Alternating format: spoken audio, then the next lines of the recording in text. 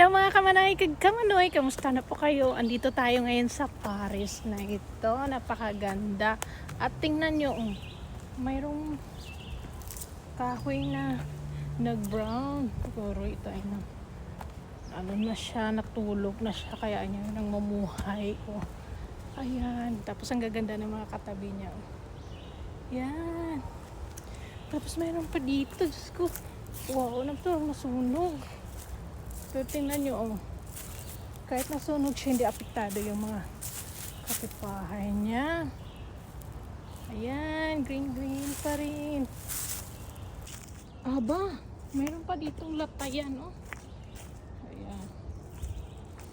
So, napakalinis talaga ng kanilang Paris, Ayan, tapos may daanan pa yung mga tao. May latayan pa.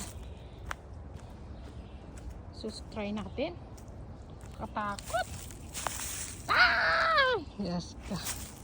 Ito, takbo tayo. Takbo hanggang sa baba. Ay, may ganda pala dito. Mayroong tao. Pwede palang barbecuehan dito.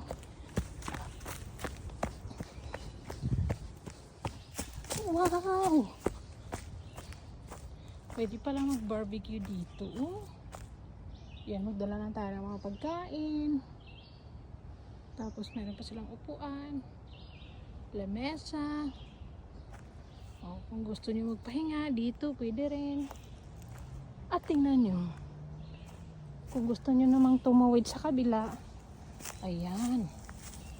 Kasi nga may ano siya, sapa. Ilog. Ayan, wow. So kung gusto niyo tumawid, ayan, dito lang kayo. Dadaan sa kahoy na yan. Ilang latayan pa yan, ang dami.